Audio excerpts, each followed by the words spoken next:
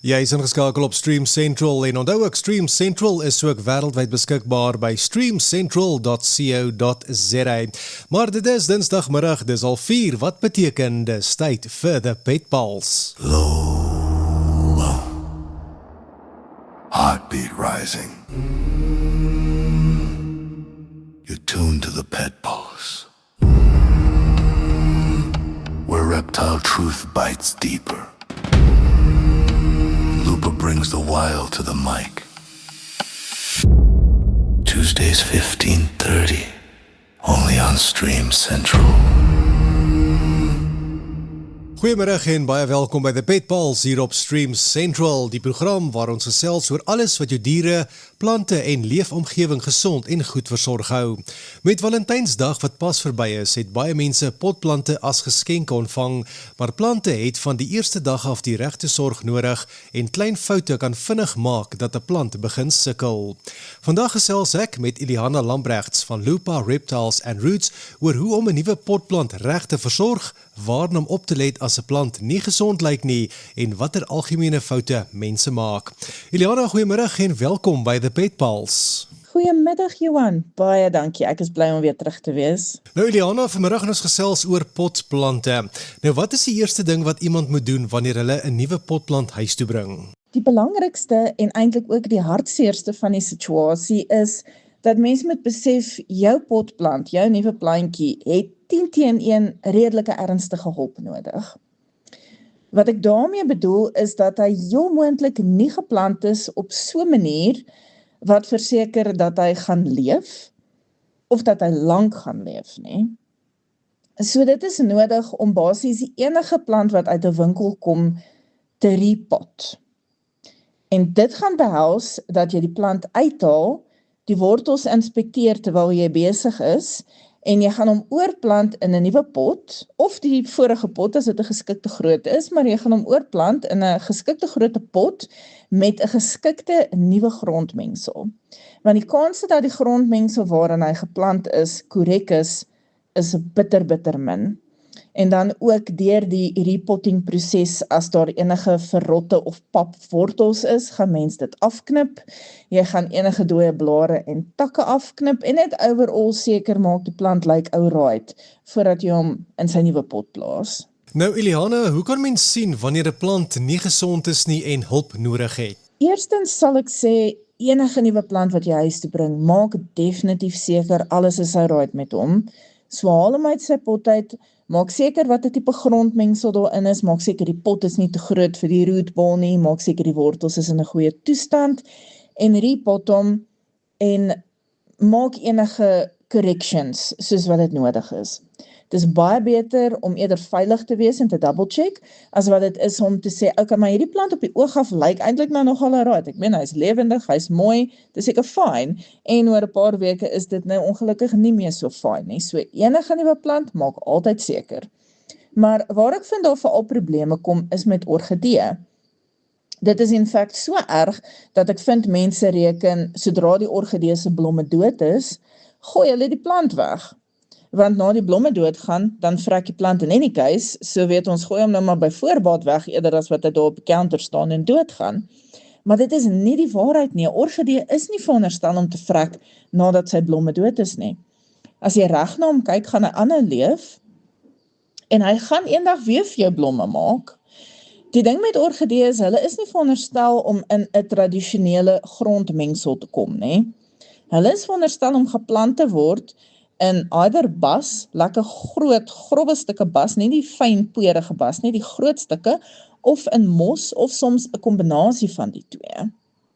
En baie keer as mense orgidee koop, of jy kry hom as geskenk, dan is hy in gewone grond, of hy is in peat.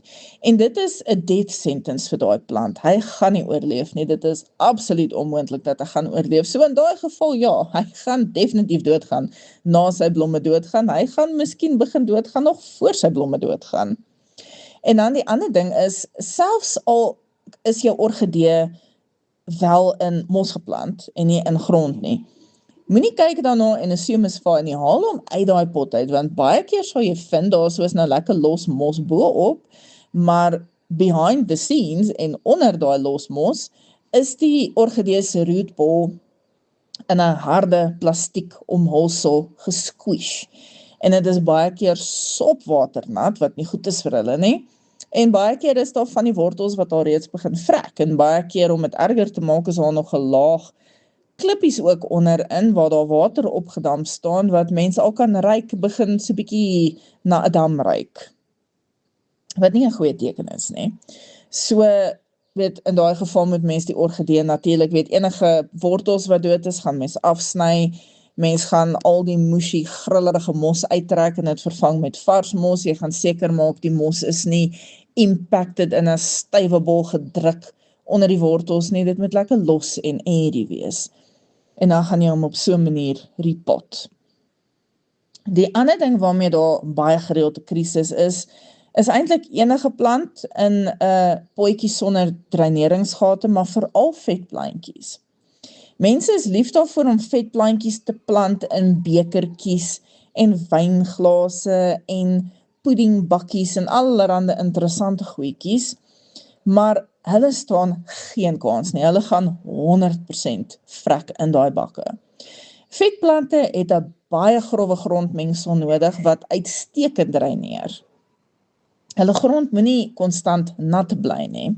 En as aan die dreineringsgate is nie, kan die water nie deurloop nie, so dit gaan in 'n vrotsbol verander en daai plantjie gaan doodgaan.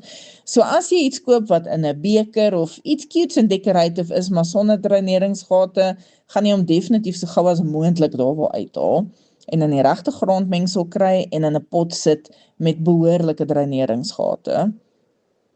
Onthou, enige pot of enige plant in 'n pot sonder dreinering is 'n probleem. En as daar wel 'n dekoratiewe pot is waarvoor jy vreeslik lief is en waarin jy graag jou plant wil hê, maar het nie dreineringsgate nie, moenie jou plant direk in daai dekoratiewe pot plant nie. Sit jou plant in 'n gewone plastiekpot met goeie dreinering en sit dan die plant met die plastiekpot binne in die dekoratiewe pot. So dan lyk hy nog steeds mooi in jou gunsteling pot, maar hy het daarom dreineringsgate, so jy haal hom uit wanneer jy hom water gee, laat die water deurdrein, en dan sit jy hom terug in sy dekoratiewe potjie waar hy mooi lyk. Nou Iliana, wat veroorsaak wortelvrot en hoe kan mens dit voorkom? Dit het altyd in some way, shape of form te doen met excessive nattigheid. Nou, een van die goed wat dit kan veroorsaak is 'n grondmengsel wat te lank nat bly, omdat jy nie die regte mix gebruik het nie, en 'n grondmengsel wat swak dreineer. Nou, mense moet onthou, wanneer jy potplantwater gee, is die water veronderstel om basies onmiddellik onder by die dreineringsgate te begin uitloop. Die water is nie veronderstel om opgedamp te lê bo op die grond en stadig maar seker deur die loop van die dag deur te syfer nie. Die water moet vinnig en maklik dwars deur die grond loop. 'n ander ding is 'n pot wat te groot is. En dit is vir party mense nogal weird, want jy sien hierdie eislike plant, die plant is groot, sy blare is groot, maar dan is hy in hierdie klein ou potjie. En mense se reaksie is gewoonlik, "Ai, shame, die arme plant. Hy is so groot, hy kort sekerlik 'n groter pot." Maar dit is nie so nie. Groter is nie beter nie. Mens moet gaan vir die regte grootte pot, volgens hoe groot jou plant se rootball is. So die plant self is dalk yswik, maar die rootball is nie naaste by so groot soos die plant self nie, en daarom gebruik mens 'n kleiner pot. Mens wil 'n pot gebruik wat net 'n paar sentimeter groter as die rootball is. So met ander woorde, mens wil nie hierdie klein rootball hê en meer as 3/4 van die pot is net grond en in die middel is daar hierdie verlore rootball nie. Die probleem met 'n groot pot en 'n klein rootball is die wortels kry nie genoeg van die water opgeneem nie, want die hele pot bly konstant net heeltemal te nat. So wanneer mens 'n pot kies vir jou plant, moet jy gaan vir 'n tight fit. Nie vir die grootste pot, omdat mens dan voel hy gaan so vinnig as moontlik groei en hy het lekker baie spasie nie. Want te veel spasie wanneer dit kom by 'n pot kies vir 'n potplant is 'n baie groot fout. En dan nog 'n ding is overwatering, met ander woorde te veel water. En dit is ook soms vir mense 'n klein bietjie confusing, want dan sal iemand sê, "Okay, wow, my plant het nou gevrot, maar ek gee so min water op 'n slag. Ek het hom nie te veel gegee nie, hy kry net bietjies. Maar overwatering gaan nie oor die hoeveelheid water wat jy op 'n slag vir jou plant gee nie. Want wanneer mense 'n potplant nat gooi, dan gooi jy vir hom goed nat. Jy versuip hom basies. So hy is veronderstel om baie ordentlik nat gegooi te word. Maar overwatering gaan eintlik oor hoe gereeld jy die plant water gee. Dit hang af van die tipe plant. Party plante hou nie daarvan om baie uit te droog nie. Ander plante moet totaal en al kurkdroog wees voordat jy weer vir hulle water gee. So dit hang af weer eens van die tipe plant, maar as die plant geen kans kry om uit te droog nie, as jy hom nou vandag water gee en oormôre gee jy hom weer water al is hy nog heeltemal nat. En 'n week later gee jy hom weer water al is hy nog heeltemal nat. Dit is waaroor dit gaan en dit verskil natuurlik volgens seisoen ook, want in die somer drink plante baie meer as in die winter. So mens moet kyk dat minstens die boonste laagie van die grond al begin droog word het, selfs met plante wat van baie klam grond hou.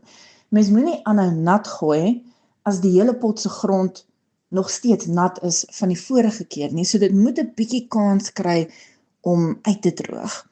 As mens konstant nat gooi en nat gooi en nat gooi, dan raak dit 'n grillerige situasie en water dam op en dit laat eventually jou wortels vrot. So mens moet altyd kyk om nie water te gee as die plant nog nat is nie. Mens begin eers gee wanneer die grond darm 'n bietjie kans gehad het om te begin uitdroog. Jy is ingeskakel op Stream Central en vanmiddag gesels ek weer met Eliana Lambrecht daar van Lupa Reptiles and Roots en vandag gesels ons oor potplante. Nou Eliana, is daar sekere tipes grond of byvoegings wat mense eerder moet vermy? Ek sou sê die groot ding is, bly weg van modder uit jou tuin uit.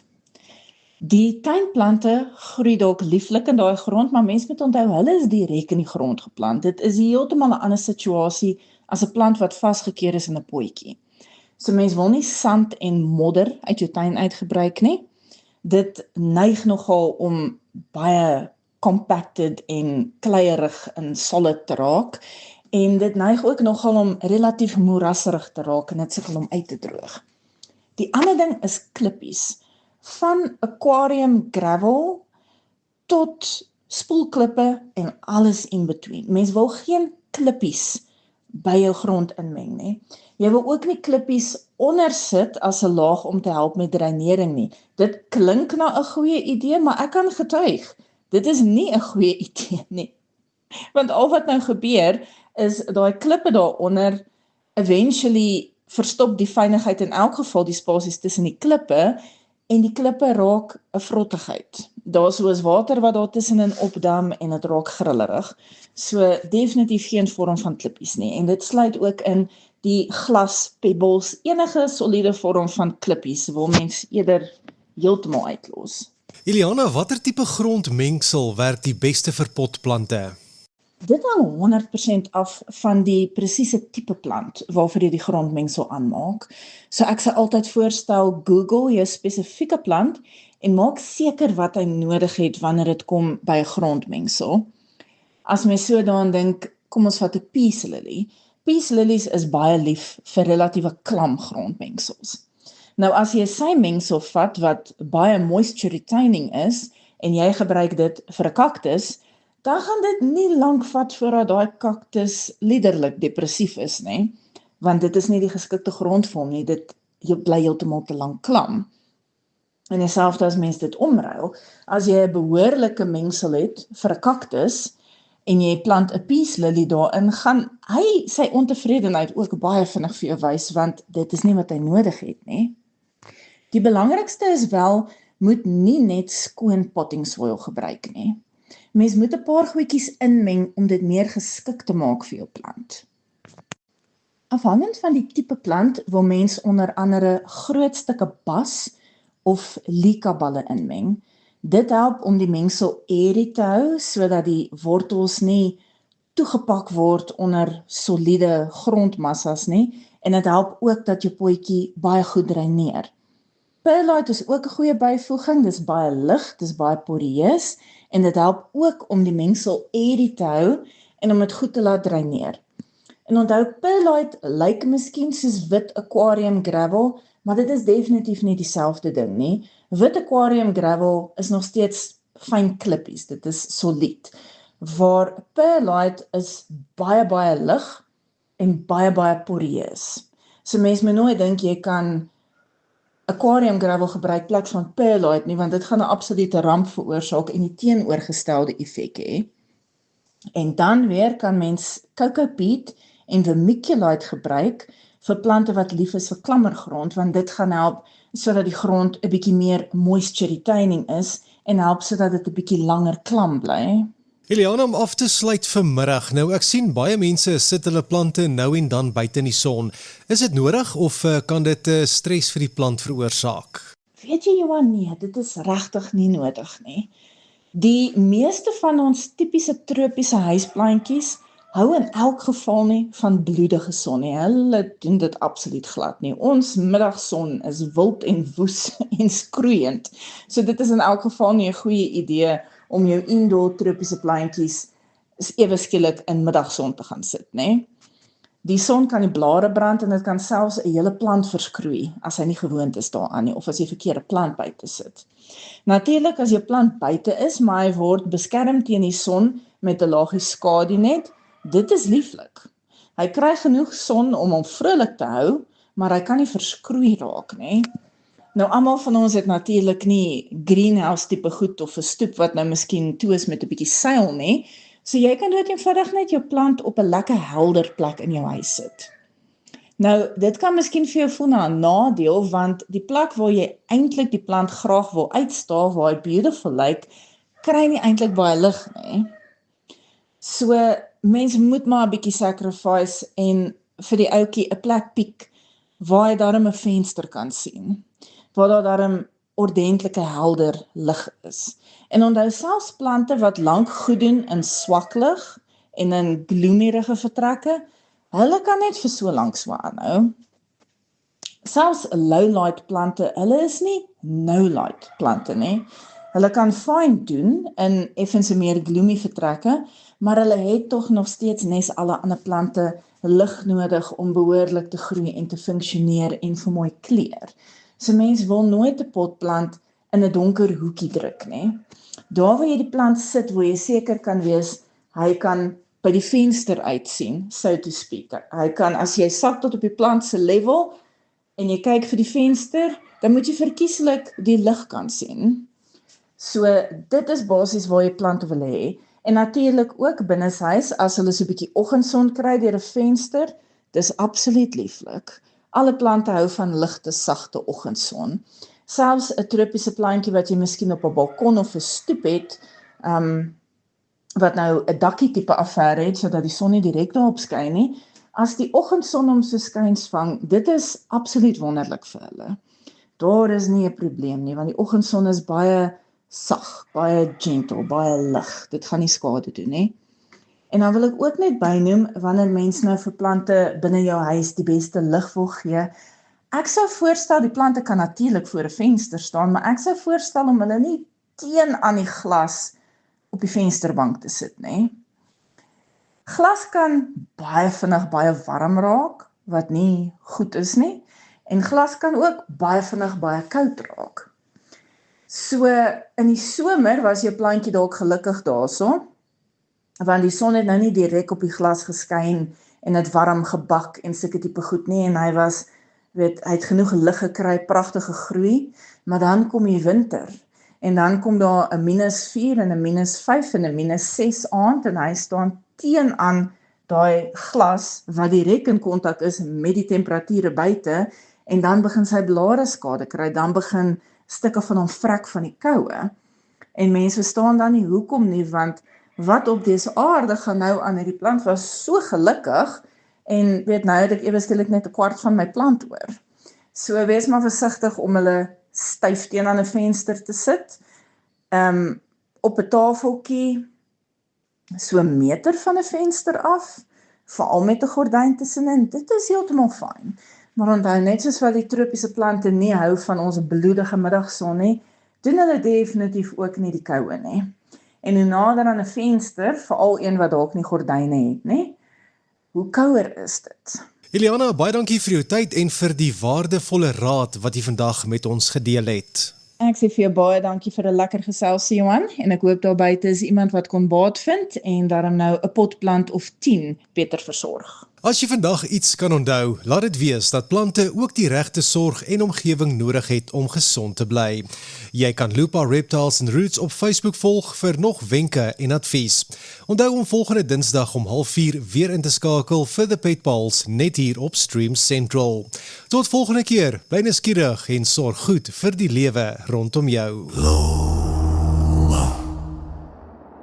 Heartbeat rising. You're tuned to the Pet Pulse, where reptile truth bites deeper. Lupa brings the wild to the mic. Tuesdays 15:30, only on Stream Central.